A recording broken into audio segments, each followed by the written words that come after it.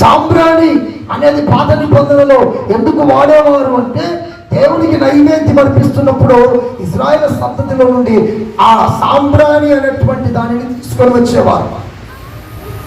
ఆ సాంబ్రాణి ఏం చేసేవారంటే, ఈ నైవేద్యంతో పాటుగా ఆ సాంబ్రాణిని దాని మీద పెట్టి, ఈ అగ్గి నిప్పుల మీద దాన బలిపీఠం మీద ఈ యాజకుడు ఈ సాంబ్రాణిని చూడండి, ఈ రొట్టెను రెండింటిని తీసుకెళ్ళి ఆ నిప్పుల మీద ఇలా పెట్టగానే ఈ రొట్టె కాలుతూ ఈ సాంబ్రాణి కాలుతున్నప్పుడు ఈ సాంబ్రాణి పొగ తెల్లగా పైకి వేసి, ఆ తెల్లగా వేసిన పొగలో నుండి ఒక చక్కటి మంచి సువాసన, పరిమళమైన వాసన అందులో నుండి వచ్చేది. అంటే సాంబ్రాణికి దేనికి సాదృశ్యం అంటే, తెల్లటి పొగ, అందులో నుండి మంచి సువాసన వెదజల్లేది సాంబ్రాణి. మరి ఇక్కడ ఈ సాంబ్రాణి దేనికి సాదృశ్యం అంటే, మన శేష జీవితము యేసయ్య అంగీకరించాలి అంటే తెల్లటి పొగ అనగా పరిశుద్ధమైన జీవితం. దేవునికి స్తోత్రం కలుగును గాక. సువాసన అనగా మంచి సాక్ష్యము కలిగి ఉండుట. ఏం కలిగి ఉండాలి? నీ సువాసన అంటే నలుగురికి వచ్చారా, ఒక్కరికి వచ్చారా? ఇంటికాడ స్నానం చేసుకొని మంచి బట్టలు కట్టుకొని మందిరానికి వచ్చినప్పుడు అంటే తెలియదు, కానీ పెళ్ళికి వెళ్ళేటప్పుడు ఏం చేస్తావు చెప్పండి?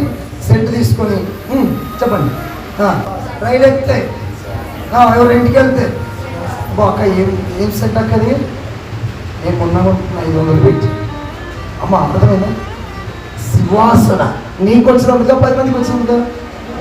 నీకు రాదు కొట్టుకుంటా, నువ్వు ఎప్పుడైనా గమనించగలవు. మనం చూసుకున్నట్టు సెంట్ కొట్టుకున్నాను, కానీ నువ్వు కొట్టుకొని బయటికి వెళ్తే ఏం చేస్తే చెప్పండి, 10 మందికి వెదజల్లుతుంది. వాసన దేనికి సాదృశ్యం అంటే సాక్ష్యానికి సాదృశ్యం. నిన్ను బట్టి 10 మంది అక్క మంచిది, ఆ బ్రదర్ మంచోడు, ఓకే వాళ్ళు పర్వాలేదు, వాళ్ళ సాక్ష్యం మంచి వాళ్ళు, మంచిగా భక్తి చేస్తారు, మంచిగా ఆరాధనకి వెళ్తారు, వాళ్ళు మా ఇంటి పక్కన క్రమంగా ఉంటారు, వాళ్ళ ఇంట్లో ఆమె నోరు తెరిస్తే మంచి మాటలు మాట్లాడితే కూతురు అసలే రావు. నీ నైవేద్యం దేవుడు అడిగే నిన్ను ఆ నైవేద్యం రా అని అంగీకరించాలి అంటే సాక్ష్యం ఉండాలి. అర్థమైందా? నేను ఇప్పుడు చెప్తా ఉంటాను, సాక్ష్యం ఉంటేనే మోక్షం, సాక్ష్యం లేకుండా మోక్షము. ఆమెది కూడా చెప్పాను, కొంతమందికి అక్క ఇంటిలో ఒక సాక్ష్యం, స్కూల్లో ఒక సాక్ష్యం, మందిరంలో ఒక సాక్ష్యం, పని దగ్గర ఒక సాక్ష్యం, వీధిలో ఒక సాక్ష్యం, బంధువులో ఒక సాక్ష్యం. ఇన్ని సాక్ష్యాలు ఉంటే నువ్వు శేష జీవితం ఏడ చేస్తావు? ఒకే సాక్ష్యం, ఇంటిలోనైనా, వీధిలోనైనా, పనిలోనైనా, మందిరంలోనైనా. అక్క పేరు చెప్పారంటే ఆ అక్క ఎక్కడైనా ఒకే సాక్ష్యం వినబడాలి. 4 చెకప్లు వేయద్దు. అర్థమైందా? సాంబ్రాణి మంచి సాక్ష్యం ఏమన్నా చెప్పండి. సాంబ్రాణి సాక్ష్యం చెప్పు, సువాసన సాక్ష్యం వెదజల్లుతాయి. నీ జీవితం అనే నైవేద్యాన్ని ఏ అంగీకరించాలని గుర్తుపెట్టుకో. 1 నూనె అనగా ప్రార్థన ఉండాలి. 2 మంచి సాక్ష్యం కలిగిన వ్యక్తిగా మారిపోదుము గాక.